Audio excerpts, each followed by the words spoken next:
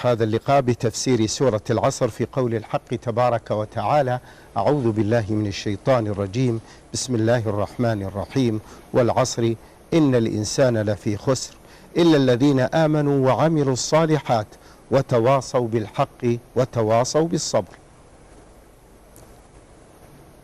بسم الله الرحمن الرحيم. الحمد لله رب العالمين، صلى الله وسلم على نبينا محمد وعلى آله وأصحابه أجمعين.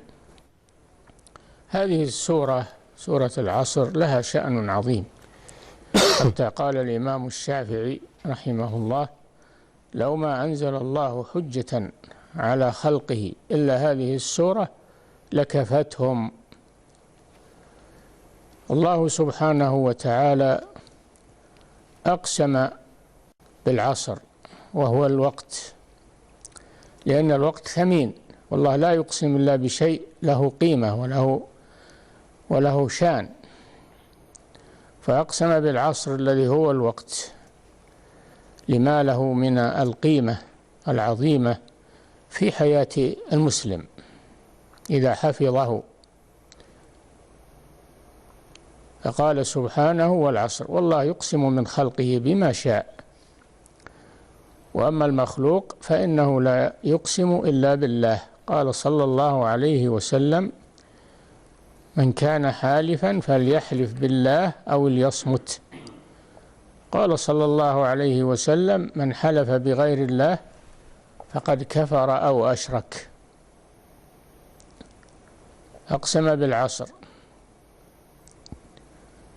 وجواب القسم: إن الإنسان، يعني جنس الإنسان، إن الإنسان لفي خسر، أي خاسر هذا الوقت، يخسر هذا الوقت الذي هو حياته، يخسره يوم القيامة، إلا من اتصف بأربع صفات. الصفة الأولى: الذين آمنوا بالله عز وجل وبأسمائه وصفاته، آمنوا به ربا ومعبودا، آمنوا، وهذا هو العلم كما قال شيخ الإسلام محمد بن عبد الوهاب، لأن الإيمان هو العلم. للذين آمنوا، هذه واحدة. ثانية: عملوا الصالحات، لا يكفي الإيمان بدون عمل، ولهذا قال أهل السنة والجماعة: الإيمان قول باللسان واعتقاد بالقلب وعمل بالجوارح. لا بد من هذه الأمور الثلاثة. إلا الذين آمنوا وعملوا الصالحات، أي الأعمال الصالحة. الصفة الثانية: تواصوا بالحق. فالمسلم لا يقتصر على نفسه،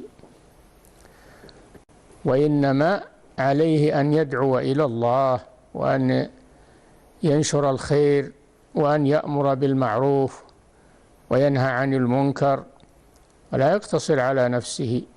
تواصوا بالحق، أي أوصى بعضهم بعضا بالحق. ولما كان الذي يأمر بالمعروف وينهى عن المنكر ويعلم الناس الخير يحتاج إلى صبر، قال جل وعلا: وتواصوا بالصبر. تواصوا بالحق وتواصوا بالصبر، لأن الذي يدعو إلى الله ويأمر بالمعروف وينهى عن المنكر ويعلم الناس الخير يحتاج إلى صبر لأجل أن يستمر، لأن هذا فيه مشقة، فلا بد من أن يصبر الإنسان، وفيه أجر عظيم إذا صبر. فما ينجو من الخسارة إلا من اتصف بهذه الصفات الأربع: آمنوا واحدة، عملوا الصالحات ثانية، تواصوا بالحق ثالثة، وتواصوا بالصبر. والله أعلم. أحسن الله إليكم.